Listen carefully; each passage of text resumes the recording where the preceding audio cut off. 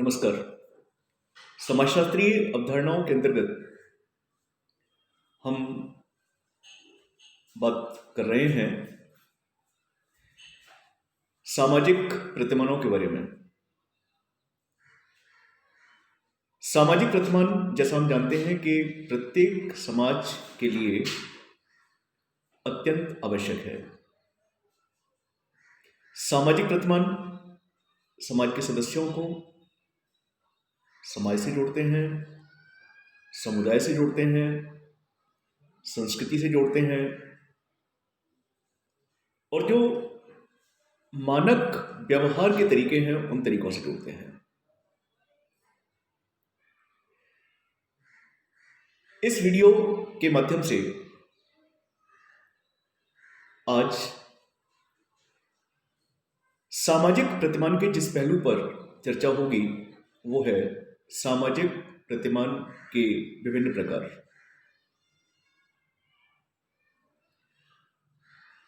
सामाजिक प्रतिमान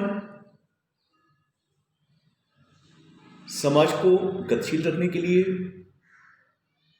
समाज को संस्कृति, सभ्यता, सामाजिक मूल्यों से जोड़ने के लिए नितांत आवश्यक हैं। तो हम देखें कि आखिर वो कौन कौन से प्रकार हैं सामाजिक प्रतिमानों के, वो कौन कौन से स्वरूप हैं जो समाज के सदस्यों को आदर्श व्यवहार, अर्थात जो आदर्श व्यवहार के मानक हैं, आदर्श कार्य करने के तरीकों के मानक हैं, या समाज के द्वारा जो स्वीकृत जो तरीके हैं, मान्यता प्राप्त जो तरीके हैं, उन तरीकों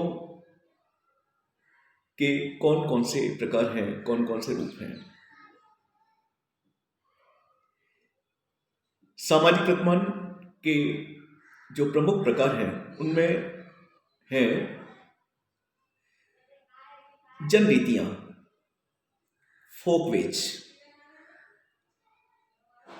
रूढ़ियां, मोर्स,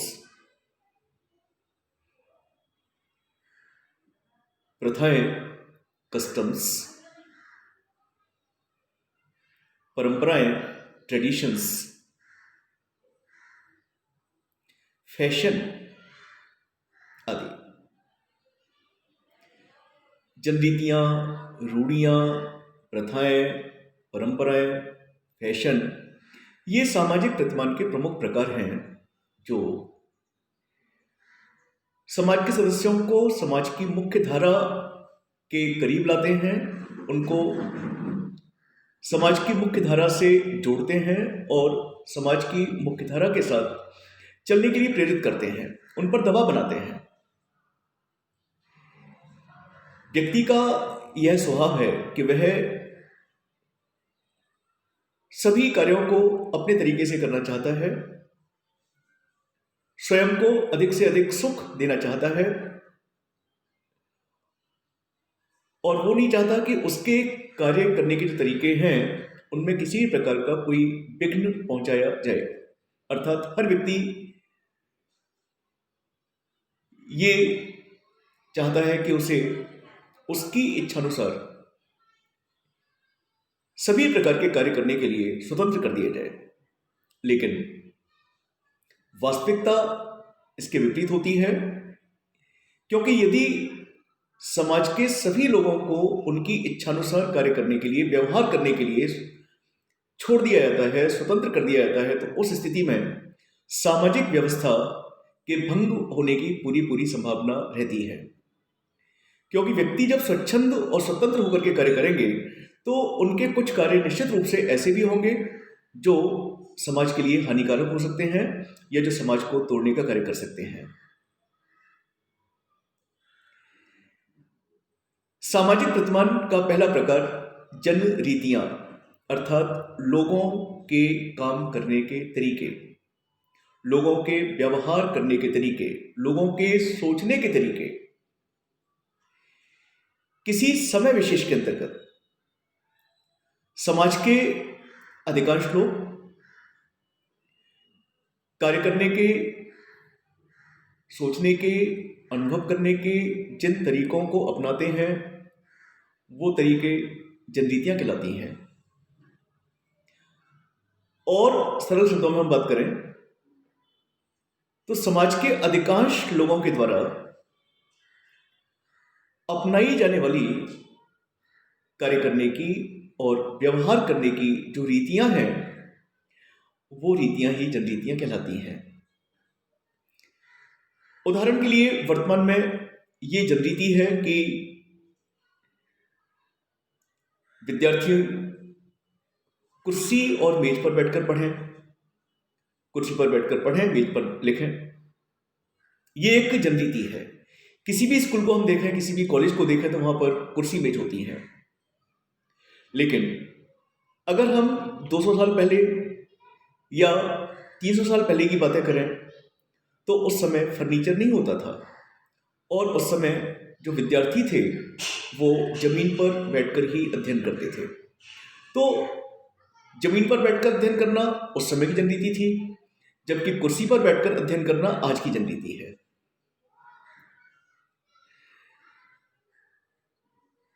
प्रत्येक समाज में अलग अलग जनरीतियां पाई जाती हैं। सामाजिक प्रतिमान का दूसरा प्रकार है रूढ़ियां, जिन्हें इंग्लिश में मोर्स कहते हैं। जब एक जनरीति के साथ लोक कल्याण की भावना जुड़ जाती है, अर्थात जब किसी जनरीति के बारे में समाज के अधिकांश लोग ये विश्वास करने लगते हैं कि यदि इसको आगे भी चलाया जाए, आगे भी प्रचलन में रखा जाए, तो उसके परिणाम स्वरूप लोक कल्याण निश्चित रूप से होगा, लोगों का कल्याण होगा, समाज का कल्याण होगा। तो ऐसी स्थिति में वो जनरीति रूढ़ी का रूप धारण कर लेती है। उदाहरण के लिए महिलाओं के द्वारा पर्दा किया जाना जनरीति के रूप में प्रारंभ हुआ,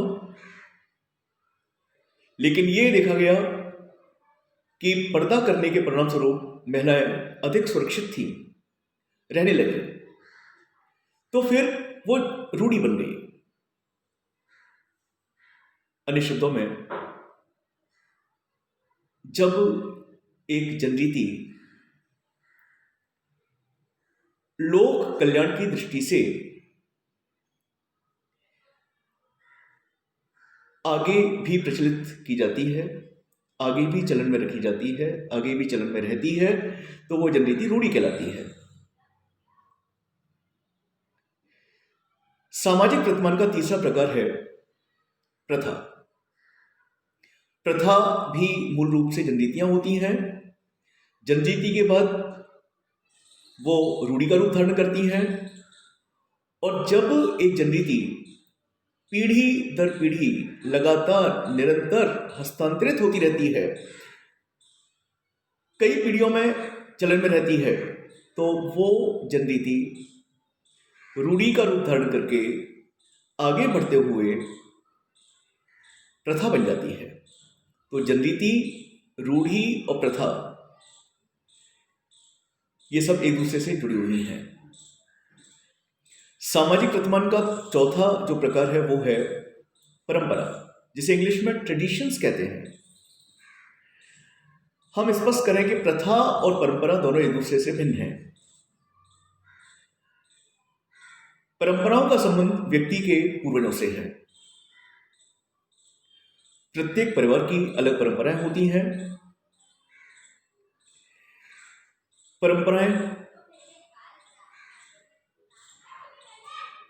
कार्य करने के, त्योहार मनाने के, उत्सव मनाने के वो तरीके हैं जिनका प्रारंभ बहुत पहले व्यक्ति के पूर्वजों द्वारा किया गया था, अथवा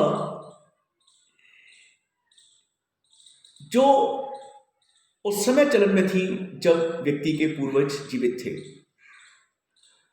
प्रत्येक व्यक्ति अपने पूर्वजों को सम्मान देना चाहता है, क्योंकि उसने उनको देखा नहीं था,